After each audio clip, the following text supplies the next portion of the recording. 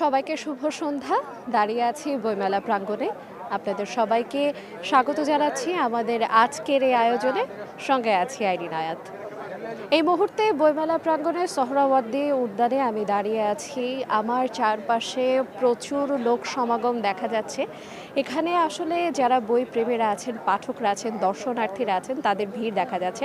আজ আসলে মাঘী পূর্ণিমা, সেই হিসেবে কিছু বিদ্যালয়, স্কুল এগুলো বন্ধ থাকার কারণে ছোট ছোট শিশুদের পদচারণা আজকে মেলায় লক্ষ্য করা যাচ্ছে। আজ বাকি দিনগুলোর তুলনায় মেলায় ভিড় খুব লক্ষ্য করা যাচ্ছে।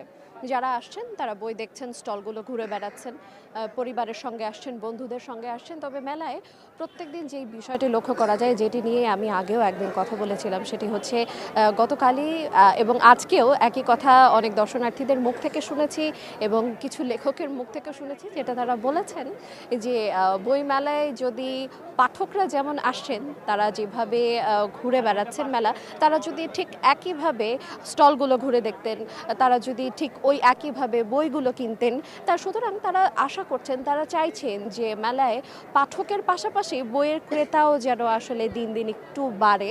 এটা তারা আহ্বান জানিয়েছেন ক্রেতাদের প্রতি, তারা যেন একটু বেশি বেশি বই কেনে, বইয়ের প্রতি তারা আগ্রহী হয়ে ওঠে। যেন বইমেলায় তারা যেমন আসছেন, তেমনি যেন তারা বই কেনার প্রতি একটু আগ্রহী থাকেন।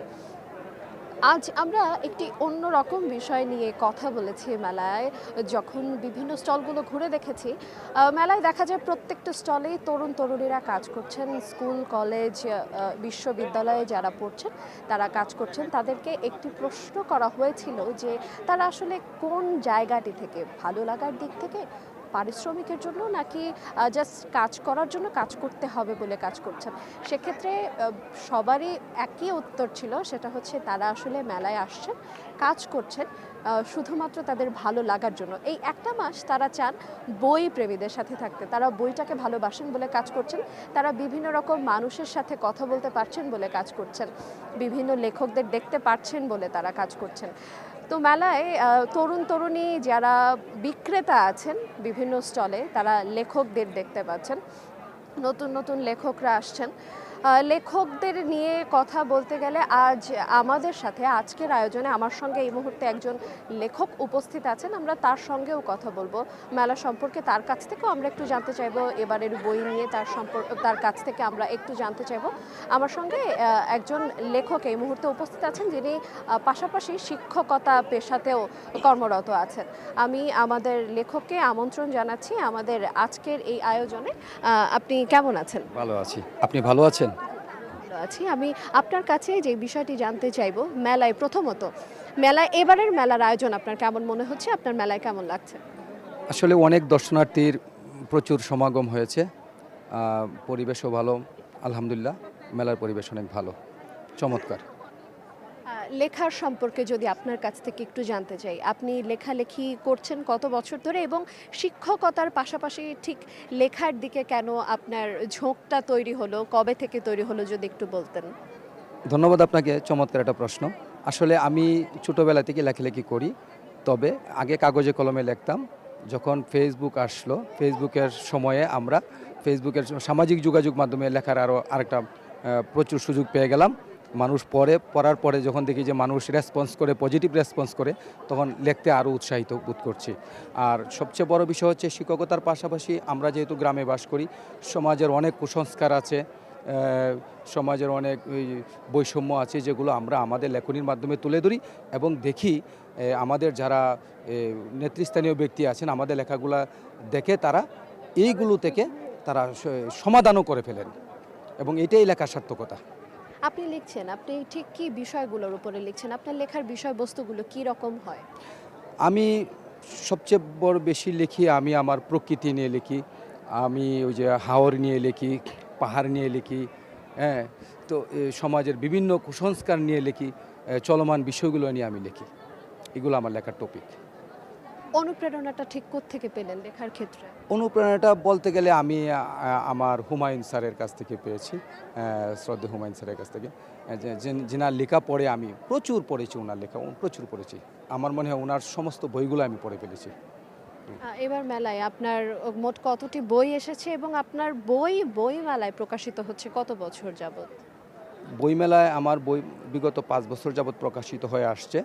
আর এবারে আমার একটা ট্র্যাজেডি উপন্যাস, প্রথম উপন্যাস, আগেরগুলো কাব্যগ্রন্থ ছিল, জায়গির মাস্টার, যেটা আমি জন্মগ্রহণ করেছি সুনামগঞ্জ জেলার তাহিরপুর উপজেলার একটা প্রত্যন্ত গ্রামে, নয়াবন্দ গ্রামে, যেটা আমার কাছে মামার বাড়িতে আমার খুব প্রিয় জায়গা, এবং আমার পৈতৃক নিবাস নেত্রকোনা জেলার কলমাকান্দা উপজেলার চত্রমপুর গ্রাম আমার কাছে খুব প্রিয়।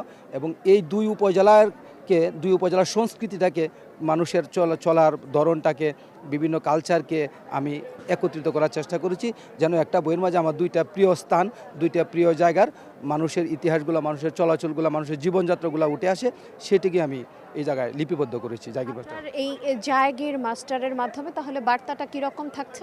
বার্তাটা হচ্ছে, এই জায়গায় সমাজের একটা কুসংস্কার ছিল আগে, যেমন ওই 90 দশকের আগে, বিশেষ করে হিন্দু সমাজের আমি দেখেছি আমার মামার বাড়িতে, ওই আপনার যে কাস্ট নিয়ে বিভিন্ন বিয়ে শাদিতে, বিভিন্ন গোত্র নিয়ে অনেক সময় দেখা গেছে যে গোত্রে না মিলে তাদের বিয়েটাই হচ্ছে না হিন্দু সমাজে। তো এই বিষয়টাকে আমি এই জায়গায় প্রাধান্য দিয়েছি।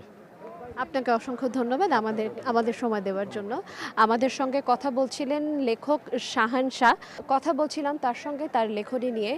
তিনি 10 বছরের মতন লিখছেন বিভিন্ন রকমের সামাজিক কুসংস্কার, প্রচলিত যেসব ধরনের কুসংস্কার আছে, রীতিনীতি আছে, যেগুলো এখন আর কেউ মানছে না, এই রকম বিষয়গুলো যিনি লিখছেন। এবারের বইমেলা নিয়ে একটি বিষয় অবগত করতে চাই, সেটি হচ্ছে প্রত্যেক দিন বইমেলার বাংলা একাডেমি প্রাঙ্গণে ঠিক মাগরিবের পর থেকে সাংস্কৃতিক অনুষ্ঠান শুরু হয়, যেখানে কবিতা আবৃত্তি হয়, গান হয়, বিভিন্ন রকমের আলোচনা সভা বসেন। সেখানে অনেক জ্ঞানীগুণীরা, লেখকরা, পাঠকরা উপস্থিত থাকেন। এবং আমি যেই বিষয়টি আর একবার অবগত করে দিতে চাই দর্শনার্থীদের জন্য, যারা বই লিখছেন সেই লেখকদের জন্য, যারা নতুন লেখক আছেন তাদের জন্য, যে তারা চাইলে তাদের লেখনী জমা দিতে পারবেন তথ্য কেন্দ্রে গিয়ে। সেই বই জমা দেওয়ার সময়টি হচ্ছে সকাল 11টা থেকে বিকেল 4টা পর্যন্ত। তরুণ লেখকদের জন্য পুরস্কারের ব্যবস্থা করা হচ্ছে, যেটি গুণীজন স্মৃতি পুরস্কার। আমরা আগের দিন বলেছিলাম যে 3টা ভাগে তাদেরকে পুরস্কৃত করা হবে। সেটি হচ্ছে চিত্তরঞ্জন সাহা স্মৃতি পুরস্কার, মনির চৌধুরী স্মৃতি পুরস্কার, রকুনুজ্জামান খান দাদা ভাই স্মৃতি পুরস্কার। আজ আমরা একটু মনির চৌধুরী স্মৃতি পুরস্কার সম্পর্কে জানিয়ে দিতে চাইছি পাঠকদের জন্য, দর্শনার্থীদের জন্য, লেখকদের জন্য।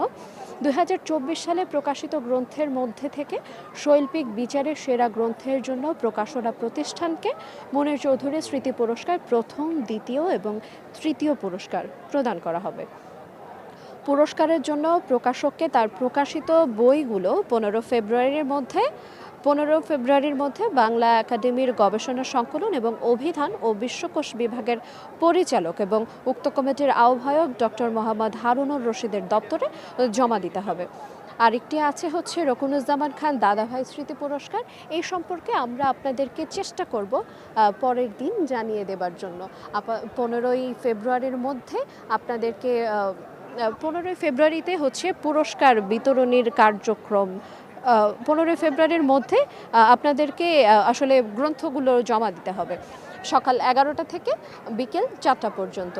যাবার আগে, আমি শেষ করবার আগে ঠিক এই মুহূর্তে আরেকটি বিষয় অবগত করে দিয়ে যেতে চাই, সেটি হচ্ছে সাপ্তাহিক ছুটির দিন আমরা জানি 11টা থেকে রাত 9টা পর্যন্ত মেলা চলবে, কিন্তু 15ই ফেব্রুয়ারি অর্থাৎ সামনের শনিবারে একটু ব্যতিক্রম হবে, কারণ ঢাকা বিশ্ববিদ্যালয়ে ভর্তি পরীক্ষা আছে। সেই দিনও 11টার বদলে 2টা বাজে সেই দিন মেলা শুরু হবে।